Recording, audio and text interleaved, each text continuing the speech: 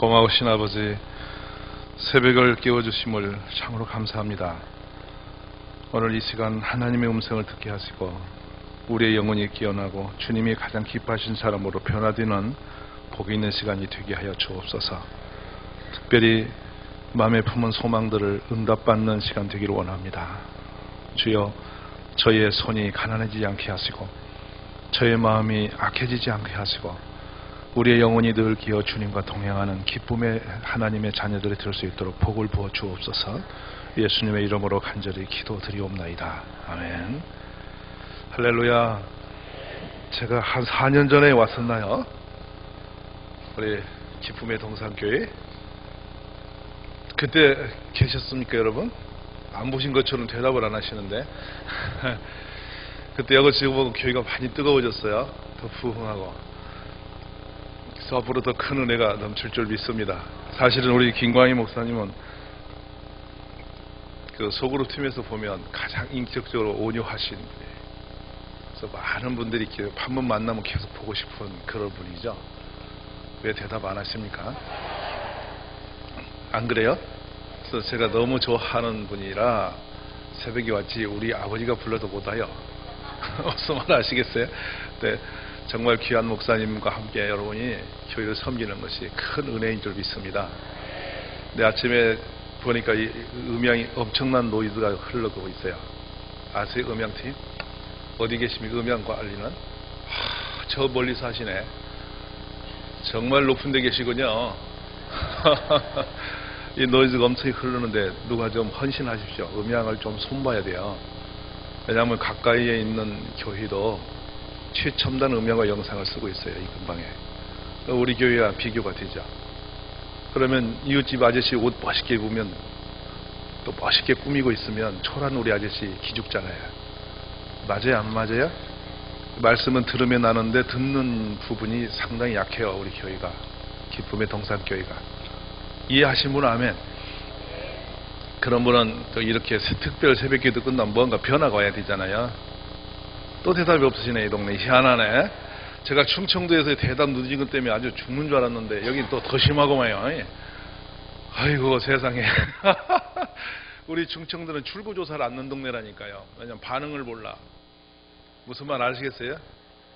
그러니까 누구 찍었으고 몰리요 그러고 가요. 그래서 그거 참 기가 막힌 동네인데 물어봐도 대답을 모르는 동네. 그냥 무조건 DCU 하면 끝나는데요. 지난주에 2명이 왔어요. 교회에. 그 사람들이 18년 만에 왔어요. 18년 만에. 18년 동안 전도했는데 반응이 없어요. 맨날 온다고 그래요. DCU 갈게요 하더니 제일 그 오래 걸린 분 같아요. 18년 만에 지난주에 2분이 등록을 했어요.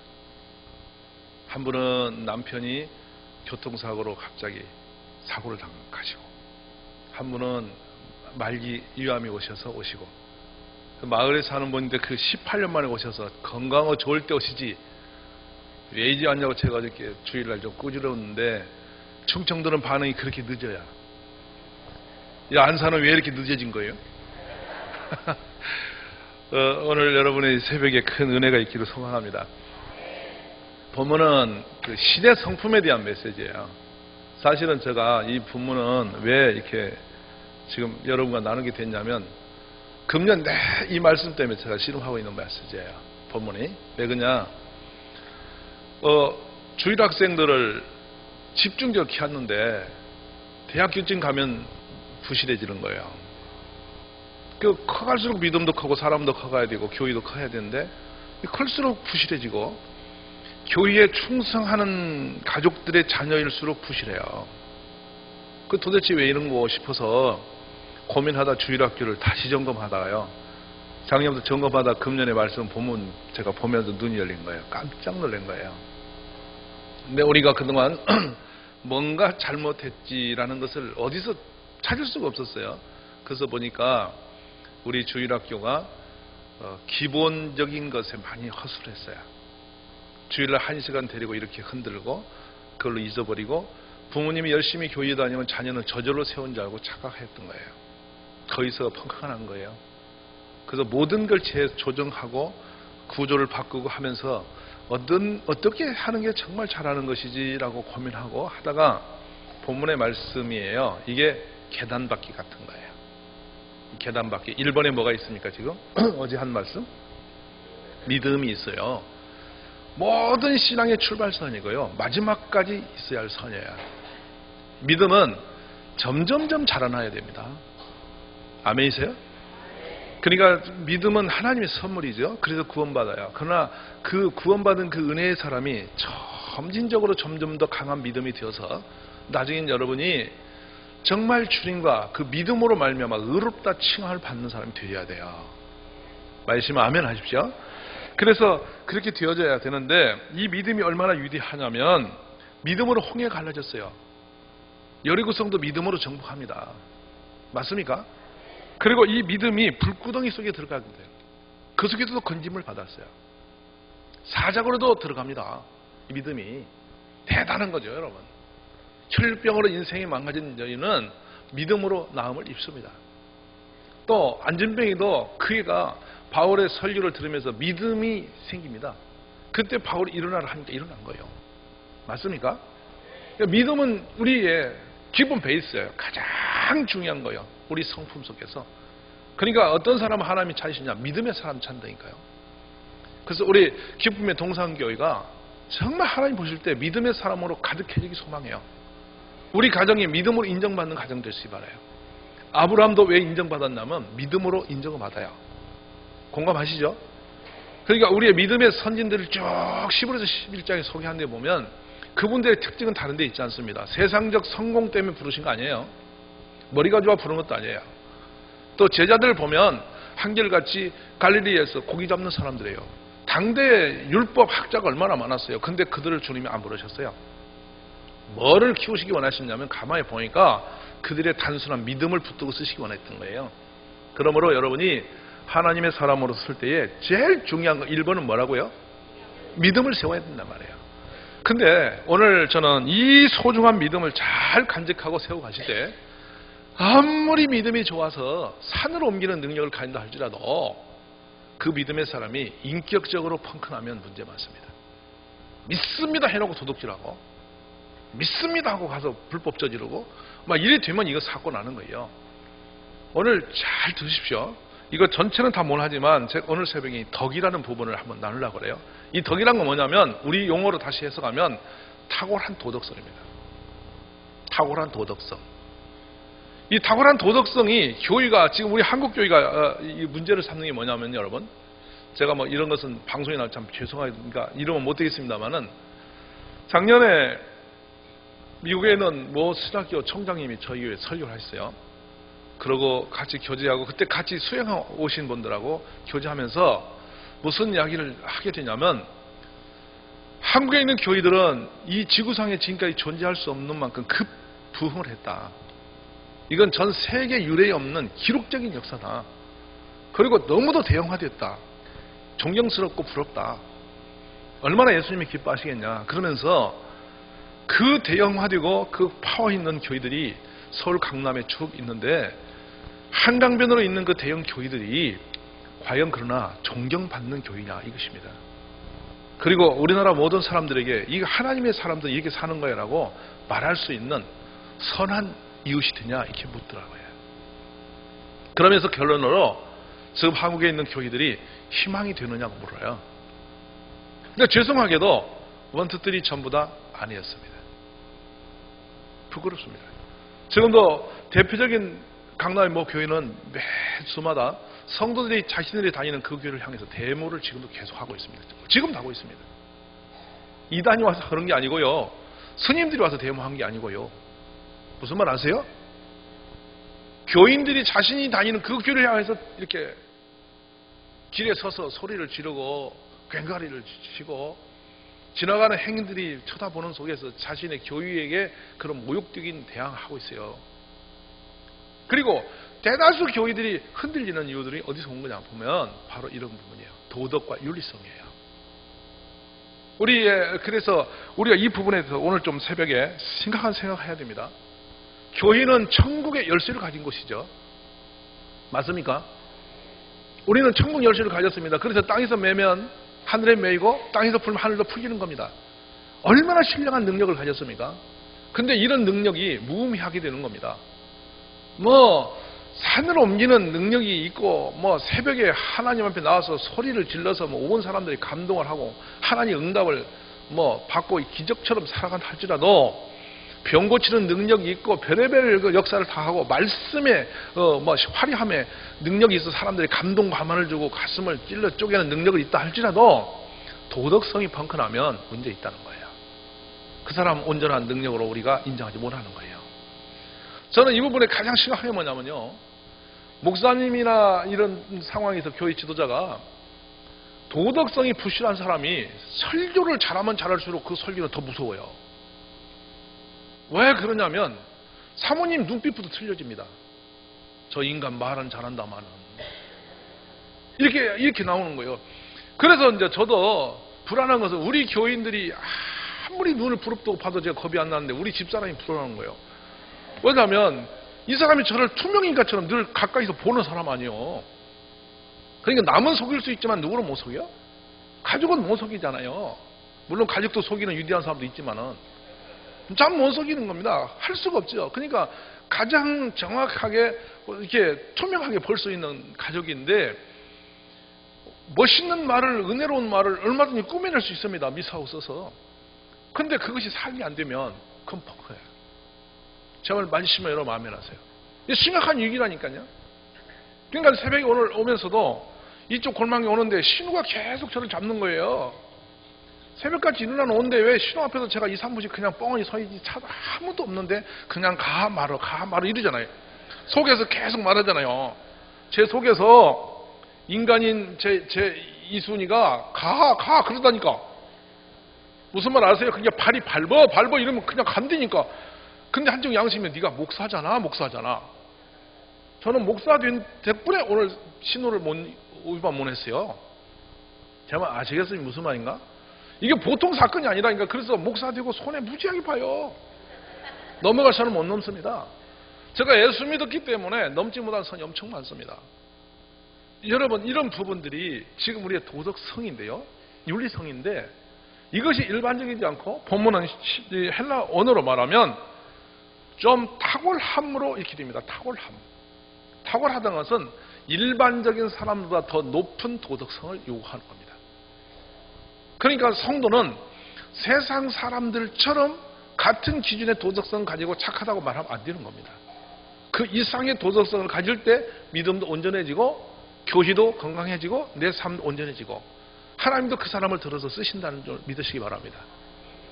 우리가 아무리 새벽에 와서 주를 부르짖고 기도를 해서 응답을 산더미처럼 받고 하나님과 교통하고 야단을 낸다 할지라도 결국은 인격성이, 도덕성이 부실해져서 이상한 그런 사람이 된다면 그 능력은 되려, 그런 믿음은 되려 세상이 조롱거립니다. 그것이 오히려 재앙이 됩니다. 우리 하나님께 폐가 되고요.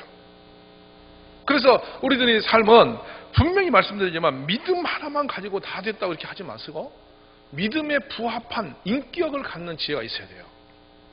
교회에서 이렇게 여러분 조용히 나오다가 말없이 뒤로 물러가는 분들은 왜 물러가는가? 뒤로 조용히 들어보면 주로 하나님 때문에 시험 드는 사람이 아니고 옆에 있는 성도님 때문에 시험 드는데, 가까이 있는 이웃, 그리고 주로 교회에 있는 지도자들이라 하는 분들에게 걸려서 넘어질 수 확률이 아주 높습니다.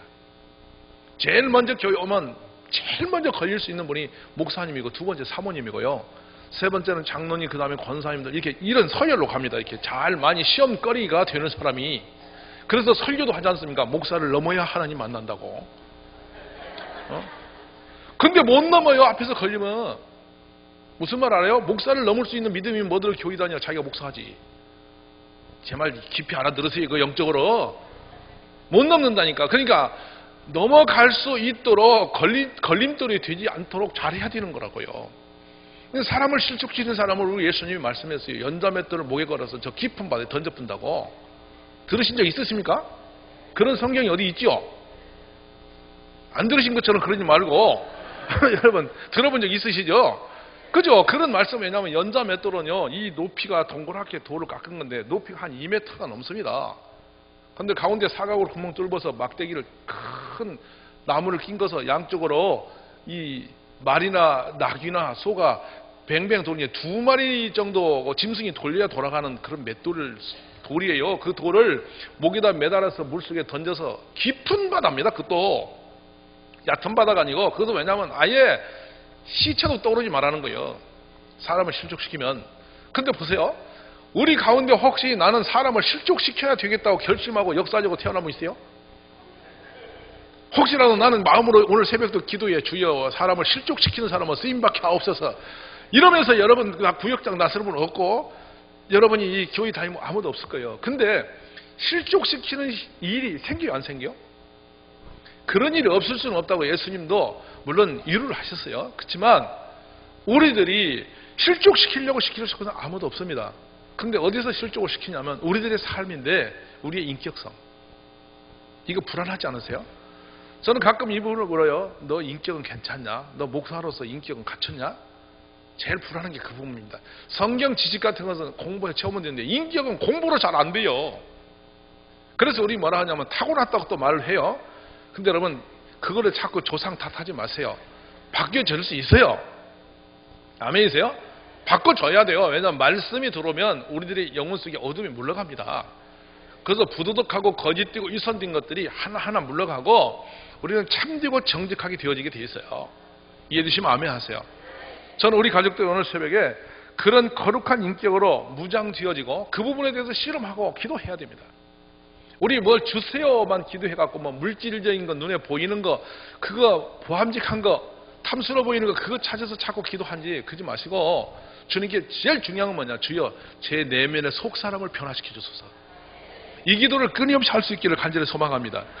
4절에 보면 너희가 정욕 때문에 세상에 썩어질 것을 피하여 신성한 성품에 참여한 자가 되게 하려 했다. 그랬어요. 이 신성한 성품, 이게 누구의 성품일까요?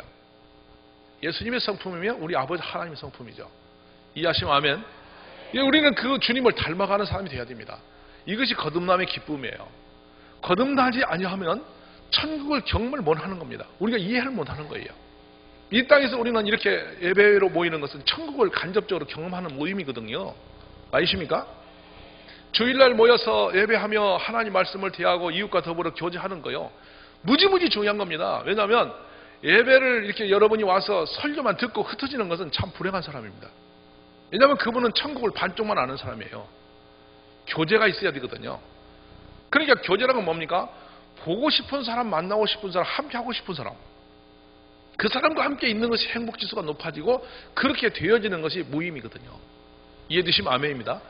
그러니까 구역장님이 너무 보고 싶어서 구역 모임에 안 가면 우리 구역장님 얼굴 보고 싶어서 가지는, 거기서 나오는 메시지 때문에 가는 게 아닙니다. 구역장님 얼굴 보고 싶어 가는 겁니다. 이해되시면 아멘. 교회 올 때 우리 목사님 얼굴 보고 싶어서 먼저 오고 싶어야 돼요. 궁금하고 우리 사모님 보고 싶어서 와야 되고, 물론 뭐 여기 기쁨의 동산교회는 사모님이 워낙 미인시고 온유해서 그냥 이런 말 안 해도 다 플러스가 되시지만은 대답이 없네 이 동네 이 상하에. 그렇죠? 그리고 우리 장로님들과 권사님의 인격이 너무 아름답고 고상해서 보고 싶어서 달려가는 그런 공동체 돼야 되는 거예요. 이해되십시오? 그래서 권사님이 되시면 권사님다운의 인격이 있어야 됩니다. 인격이. 또 권사님들 안 계십니까? 아멘 안 하시는 거 보니? 이거 중요한 부분이에요. 우리 장로님도 마찬가지입니다. 장로님이 장로라는 그 이름 자체, 직분 자체에 부합한 인격이 같이 가져야 돼요. 이해하실 수 있길 바라요. 제일 두려운 건 지금도 그래요. 제가 목회를 20년 하는데도 제일 겁나는 것이 인격이에요. 성경 말씀을 만들어 설교하는 거, 기도하는 거, 하나님과 제 관계는 상관이 없어요. 어찌든지 제가 때를 쓰면 하나님 너무도 크시고 위대하신 하나님이 다 감당해 주시는데, 내 안에 있는 내 인격은 이거 보통 일이 아닌 거예요. 내가 갈고 닦지 않으면 힘든 일이라고요. 말씀을 듣기만 하면 뭐냐, 말씀이 내 인격을 만들어 놔야 되는데 이거 쉽지 않더라고요. 그래서 저는 늦게 목회를 한 사람이지만 이 부분에 제일 힘이 들고 지금도 힘이 들어요. 그 다음에 인격이 이게 좀 안 돼요. 근데 인격이 제일 먼저 끼어지는 것은 어디서 끼어지냐면 여러분의 혈기 아닙니까? 혈기, 그리고 정욕, 탐욕, 여기서 무너지는 것입니다. 그 무너지면 자기 같아도 어마어마한 영향을 미치게 돼 있죠. 그래서 좋은 용어가 성경에 있습니다. 삼가라. 삼가하세요. 한번 옆에 인사해 볼래요? 삼가하세요. 모든 걸 삼가는 것인데 데살로니가서 5장 15절에 이런 말씀합니다. 삼가 누가 누구에든지 악으로 악을 갚지 말게 하고 서로 대하든지 모든 사람을 대하든지 항상 선을 따르라. 신명기 15장 9절에도 말씀합니다. 삼가 너는 마음에 악한 생각을 품지 마라. 저는 삼가라는 용어를 참 많이 고민하면서 좋게 생각합니다. 뭐냐면 내 직분에 걸맞게 내 신앙에 걸맞게 자신을 잘 조절하는 겁니다. 다스리는 거. 이게 다스림의 능력이거든요. 그러니까 이걸 자기를 다스리지 못하면 이게 튕겨 나오게 돼 있어요. 모든 사람 속에는 죄성이 존재합니다. 우리 속에는 이성과 거짓됨이 항상 존재하고 탐욕이 존재하게 돼 있어요. 어느 분이 저한테 이런 말 한 적이 있어요. 정육점을 하는데 양심으로 정육점 못 하겠다고 문을 닫았어요. 그럼 왜 그러냐니까 제대로 다 FM으로 하니까 아무리 잘 팔아도 펑크난대요. 제 이 무게수가 그람수가 나오지도 않고 정량으로 제대로 했더니 안 되더래요. 그래서 수입 소고기를 섞지 않으면 안 된다고. 그럼 저한테 와서 자기 양심이 도저히 허락 안 하니까 저보고 와서 그걸 허락해달라고 와서요. 그러면 저는 뭐라 해야 됩니까? 그래서 남들이 다 하는 거니까 적당히 해서 사세요. 그래야 됩니까? 한번 상상해 보세요, 여러분. 이분이 자기 혼자 부부가 고민하다가 막 이거 도저히 답을 못 찾으니까 목사가 허락하면 그러니까 그 일도 목사가 허락하면 자기 책임 회피가 되잖아요. 하나님도 아시죠? 목사님이 허락한 거 하면 이렇게 할 거 아니에요. 그러니까 저한테 밤에 찾아온 거예요. 늦은 밤에 부부가. 그래서 저 눈을 보면서 목사님 한 마리 팔고 나면 아무래도 2, 3kg 펑크나는데 이래간 도저히 경영상 문제가 안 됩니다만은 다 남들이 하는데 어쩌면 좋겠습니까? 이거 물으러 왔어요. 그래서 제가 말했죠. 닫으세요. 그렇다면 문을 닫으세요. 문 닫고 지금 목사님 되셨어요. 무슨 말 이해되세요? 하나님이 그의 마음을 들어서 사용하신 줄 저는 믿습니다. 그러므로 이 거룩한 하나님의 성품에 동참한다는 것은 썩 쉬운 건 아닙니다. 자기 부인과 자기의 절제력 없이는 불가하는 것입니다. 그러니까 이 정직한 것도 여러분 쉽지 않아요. 도덕적으로 정직한 사람 많지 못합니다. 끊임없이 자기 자신을 쳐서 복종시키지 않으면 이 영적 정직함을 좀처럼 가질 수가 없어요. 우리 성경 속에 하나님이 가장 기뻐하는 사람이 누구일까요? 여러분 이름을 해보세요. 하나님이 진짜 내놓고 기뻐하시는 사람은 누구예요? 아브라함. 또 진짜 내가 이 사람 내 마음에 든다고 칭찬하면서 붙들고 가신 분. 다윗 왕 있죠. 말씀 아멘. 다윗 왕 있죠. 근데 다윗 왕도 걸렸어요. 기가 막히게 걸려요. 믿음으로 충천했고 주의 이름의 영광을 위해서 인생을 다 걸었는데 다윗 왕이 걸립니다. 어디 걸리냐면 마음의 끈을 살짝 내려놓고 옥상에 올라서 허느적거리다가 옆집에 있는 아주머니 빨가벗고 목욕하는데 그거 쳐다보면서 돌아버린 거예요. 맞아 안 맞아? 그걸 봤으면 눈을 가리더니 뛰어나와야 되는데 보고 있는 거예요. 그래서 결국에는 신화시켜서 데려오고 지금 말하면 그는 여러분 작전적 모살입니다. 그 충성들은 자기의 그 장수를 작전적 모살해서 완전 범죄를 꿈꾼 사람이에요. 완전 범죄. 그 하나님 앞에 덜커덕 들켰죠. 그래 자기 의를 드러내지 않습니까? 99마리 있는 사람이 한 마리를 자기 딸처럼 여기는 것 갖다 손이머니가 대접했다니까. 그런 인간이 우리 땅에 있단 말이에요. 당장 잡으라고. 자기 의는 대단하잖아요. 지금 남을 향해 대는 잣대는. 근데 자기 자신은 어떻습니까? 나단이 바로 찍었죠. 바로 그놈이 네 놈이다. 무슨 말 알아요 그때? 그 말이거든요. 나단이 한 말이 막 다윗이 시퍼렇게 화내면서 우리 땅에 그런 사람이 있냐 당장 잡아들이려 할 때 제가 놈자는 자자입니다. 자자. 놈잡자. 그 사람이 당신이요라는 말을 그렇게 했거든요. 근데 다윗이 부실한 사람이라면 그때 나단을 치아보면 됩니다. 그런데 다윗이 납작 엎드리거든요. 그래서 누구를 얘기하냐면 하나님께 범죄한나이다. 맞습니까? 다윗은 정말 신실한 사람이에요. 근데 인간적으로 자신도 모르는 사이 넘어가 버린 거예요. 한 번 넘어가니까 걷잡을수 넘어갔죠. 그리고 그걸로 온 문제는 어마어마했습니다. 다윗이 왕으로서의 권세 무너집니다. 사실은 나중에 그 아들들의 그 비극적인 드라마가 다 펼쳐집니다. 나중에 압살론이 그의 후궁들을 대낮에 백주의 옥상에서 만민들이 보는 앞에서 범하죠. 성적으로 범하죠. 그리고 그 아버지 다윗은 기가 막히게 울며 맨발로 그 기록물자를 떠나서 유다 광야를 건너서 요단강까지 도망을 칩니다. 기억나십니까? 그러면서 다윗이 한 가지 기대합니다. 나중에 돌아올 때 뭘 기대하냐면, 제가 여러분들 이 부분이 굉장히 중요한 부분인데, 다윗이 사독이 하는 말이 있습니다. 법궤를 모시고 같이 도망치자고 나오니까 다윗이 말립니다.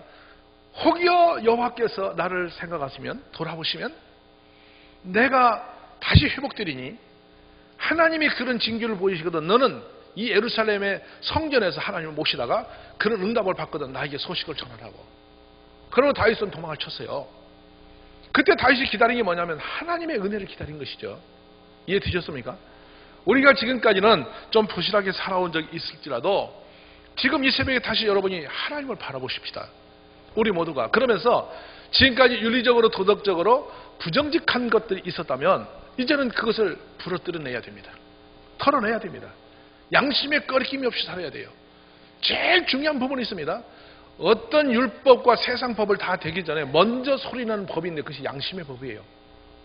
말씀은 아멘 하세요. 지금 우리나라 한국교회에 무너지는 부실한 문제는 다른 데 있는 게 아니에요. 믿음이 없어서 그런 게 아니에요. 우리 대한민국 분들처럼 믿음이 충천한 국민은 이 지구상에 지금까지 역사적으로 없었어요. 왜 제가 이걸 장담하냐면 그렇습니다. 제가 예루살렘에도 가서 집회도 참여도 해보고 영국에는 한 8년간 가서 집회하면서 경험도 해보고 미국도 경험도 해보고 정말 많은 데를 다니면서 경험했어요. 그리고 한국의 교회는 제가 거의 600여 교회를 섬겼어요. 600의 교회를 가서 2박 3일 내지 3박 4일 집회를 했으니까 거의 교회를 거의 다 뒤다보죠. 아는데 우리 대한민국 사람들처럼 강렬하고 무시무시하게 믿음 가진 분은 전 세계에 잘 없어요. 우리는 금식했다 하면 막 새 거를 싹 굶고 덤벼요. 근데 이스라엘 사람은 금식은 우유 반잔 먹으면서 금식해요. 이 음식을 50% 줄이고 하는 것을 금식이라고 그러지 우리처럼 싸그리 땡으로 굶는 사람 없어요. 근데 우리는 막 깡으로 가버리잖아요. 이렇게 무서운 사람들 없습니다. 그리고 예루살렘에 가니까 요즘에요 유대인 납비들이 많이 돌아왔습니다. 우리 예수님 믿으러. 그리고 메시아 처치라는 교회가 세워서 거기 많은 사람들이 하나님 영광을 구하면서 예수님을 영접하고 돌아오고 있어요. 지금 예루살렘에도.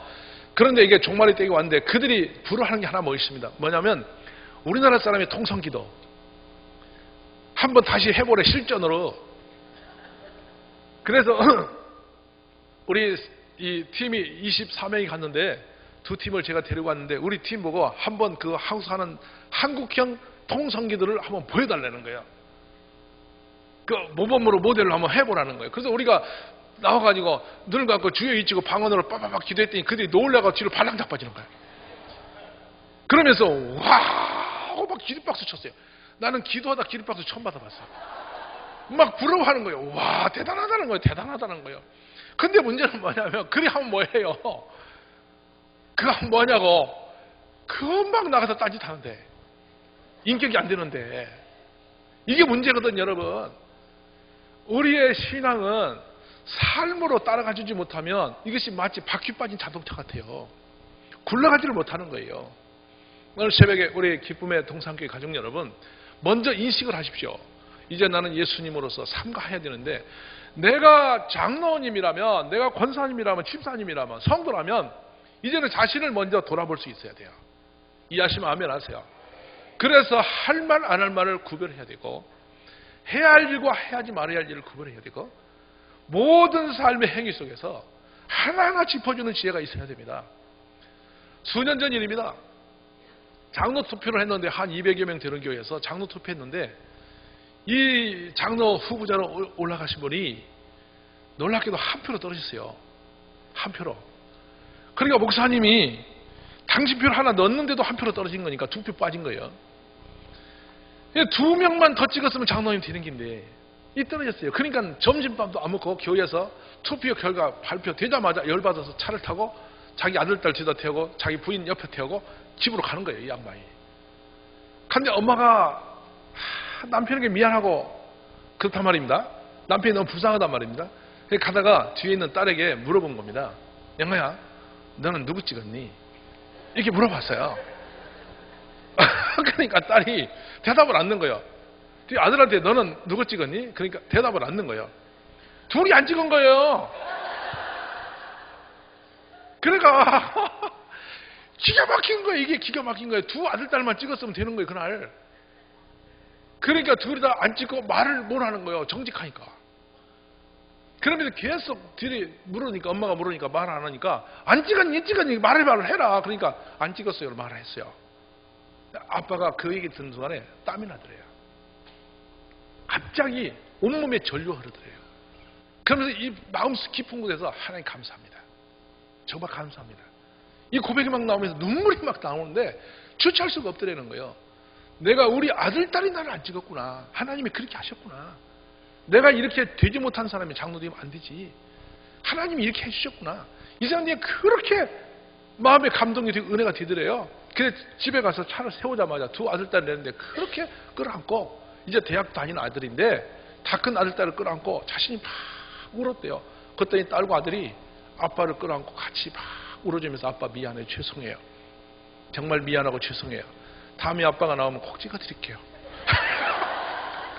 기가 막힌 거예요, 여러분. 근데 이분이 뭐에 걸렸냐면 세상에 성공하신 분이에요. 세상 사회적 직분이나 모든 거 다 갖춰졌어요. 갖춰졌는데 인격에서 펑크난 거예요. 그것을 아들, 딸이 보고 있는 거예요. 그러니까 부인은, 제가 그래서 부인들의 표는 잘 안 믿는 이유가 있어요. 왜냐하면 아담을 넘어뜨린 게 누굽니까? 절대적 지지자로 그냥 옳든 그러든 남편이니까 그냥 가버리는 거예요. 근데 아들, 딸들 아니에요. 객관적으로 본 거예요. 우리 아빠가 되면 안 되겠다는 거예요. 우리 아버지 같은 분이 장로님 되시면 어렵다 이 생각하고 자신들이 안 찍어요. 자기 아버지 이름을 놓고 안 찍을 때 얼마나 힘들었겠어요. 그것도 뭐 이름을 쓰는 게 아니고요. 이름을 놓고 이렇게 표시하는 거였어요. 이렇게 표시. 근데 볼펜 들고 자기 아버지 이름 뒤에 표시를 안 한 거예요. 그 얼마나 힘들었겠어, 본인들도. 근데 아버지가 그거를 분노하지 않고 땀이 나도록 기뻐하고 감사한 이유는 양심을 느낀 거예요.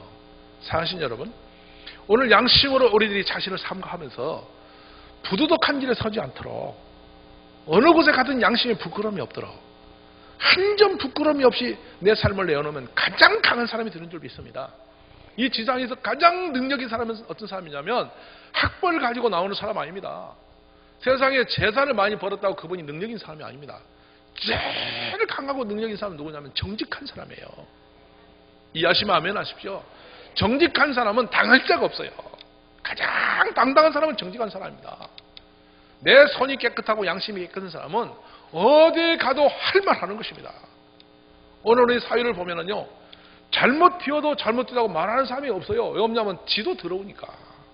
저를 그렇게 봐요. 말할 수 있는 자격을 가진 사람이 별로 없는 거예요. 다 쿨이니까. 그냥 그 나물에 그 밥이기 때문에 엄청난 비리가 있어도 그걸 갖다 들춰내지 못하고 슬금슬금 봐주는 이유는 그러지 않냐. 저는 그렇게 평가해요. 당당하게 제가 말합니다, 여러분. 우리 사회가 이 지금 여기에 있는 덕이라 하는 탁월한 도덕성과 윤리성이 상실됨으로 인해서 부실한 것을 말할 수 있는 사람도 사라져버렸어요. 너는 누구냐는 거예요, 너는. 자기 자신들이 손이 깨끗하니 못하니까 들치면 또 걸리니까 그냥 너도 나도 그냥 대충 가는 거 아니겠냐 이런 생각이 드는 거예요. 제 말이 여러분 큰 게 충격을 받으셔야 돼요, 이 부분이. 그러면 교회는 됐냐, 이거 교회는. 전국 교회를 줄 세워서 우리 목사, 장로, 권사님들 줄 세워서 도덕성과 윤리성을 뒤덮 까발려 놓으면 박수 받을 분이 몇이나 있느냐 이 말이에요, 몇이나. 우리가 이 부분에 대해서 심각하게 봐야 됩니다. 왜냐하면 이건 신의 성품이에요. 이 성품으로 우리가 살지 못하면 하나님의 영광을 가리우게 돼 있어요. 우리의 교회에서 말씀을 대하고 끊임없이 하나님의 지도하심과 인도하심과 보하심에 있어서 뭐 합니까? 이 부분이 서지 못하면 우리는 모든 것이 의미 없는 거예요. 오늘 기쁨의 동상이 가족 여러분, 진지하게 고민하십시다. 깊이 고민하십시다. 늘 성경을 비춰서 거울을 했으니까 이 성경을 비춰서 내 자신의 양심을 들여다봐야 됩니다. 아멘이십니까? 손이 깨끗한 자라야 성삼이 오릅니다. 맞으십니까? 심령이 깨끗한 자야 하나님 만나요. 근데 우리는 너무도 쉽게 하다 보면 이 죄성을 얼마나 우습냐면요, 바늘 도둑이 그렇습니다. 죄라는 것을 한 번 짓고 나면 자기 합리화를 해요. 그리고 항상 핑계를 갖다 걸어요. 그럴 수밖에 없었다고 이유를 걸어요. 그래서 부득이 그랬다고 이렇게 말해요. 그러면서 보통 요즘에 또 무슨 말 하냐면 하얀 거짓말, 하얀 거짓말. 거짓말도 하얀 게 있어요? 절대로 있을 수 없습니다. 엄마들이 어릴 때부터 애들에게 사기치는 거 무지 많죠. 이거 한번 해줄게 이래놓고 또 안 해요. 그래놓고 그것을 당연히 애들에게 그런 거는 엄마니까 그러면서 넘어가는 게 많이 있어요. 여기 자기가 낳은 애한테 사기치는 엄마 무지 많아요. 그래놓고 교회 와서 주여 하고 앉는 거예요. 애가 쳐다보면 참 사기꾼 또 주여 잘났다 이러고 있어요. 근데 그 애가 커서 그 어머니처럼 또 하는 거예요. 우리 정직성, 윤리도덕으로 부끄러움이 없는 그런 신실함 우리 안에 일어나기 소망합니다. 저는 전에 이런 말씀을 들었어요. 벨기에에서 유학 오신 분이신데요. 이 말해요. 벨기에에서 이 정직성이 얼마나 중요하냐면 이혼을 지금도 허용치 않아요. 그 나라 사람들은. 그래서 누가 이혼한 사람이 오면 그 사람은 그 마을에서 살기를 포기해야 돼요. 지금도. 벨기에에. 그래서 왜 그러냐 했더니 하나님과 자기 이웃과 자기 부모님과 자기와 함께 산 여성과 남편 앞에서 약속한 것을 못 지킨 사람을 우리는 같이 거래할 수가 없고 함께 할 수 없다. 제 말 맞이에 틀려요. 하나님 앞에 약속하지 않느냐. 그리고 남남인데 서로 약속으로 사는 거 아니냐 부부가. 맞죠? 그리고 자기 부모 앞에서 약속한 거 아니냐. 그리고 이웃들 앞에 친지 앞에서 약속한 거 아니냐. 근데 그 약속도 못 지킨 사람한테 무슨 우리가 사업 거래를 하며 어떻게 그 사람을 믿고 우리가 사회생활을 할 수 있느냐.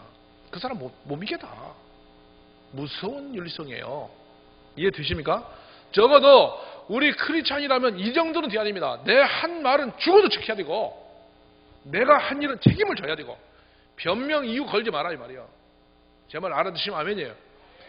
끝으로 말씀드릴게요. 핑계와 이유는 전부 어디서 뿌리가 오느냐 하면 사단의 것입니다.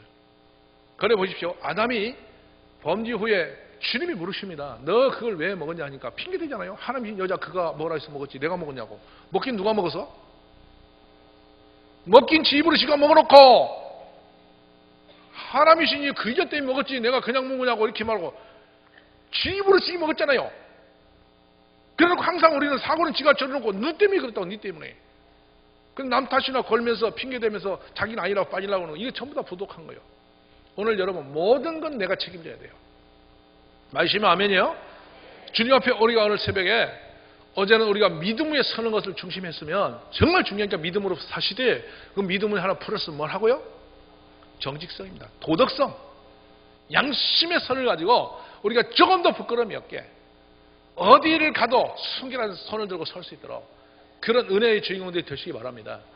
끝으로 여러분 저는 요즘에 그 이야기를 들으면 참 제가 가슴에 뭉클했어요. 페이스북에 오신 한경재 목사님이 돌아가시 얼마 전에 녹음한 내용이에요.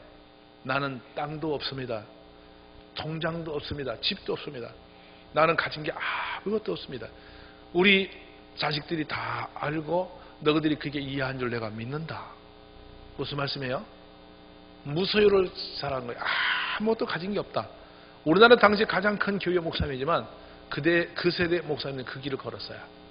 저는 우리 세대에 그런 목사님이 더 많이 나오기 바라고 그런 장로님들이 더 많이 나오시기 바랍니다. 그리고 우리 기쁨의 동상교 가족 여러분들이 도덕성, 윤리성에 순결한 하나님의 지체들이 다 되시기를 주의 이름으로 축복합니다. 우리 이 시간 그 문제를 놓고 주여 다시는 거짓말하지 않게 하소서. 더러운 것에 우리가 마음을 두지 않게 하소서. 내 양심이 깨끗하게 서게 하여 주소서. 이렇게 손을 한번 번쩍 드시고 우리 팀들 나와서 인도하실 때까지 주여 외치고 한번 기도합니다. 주여!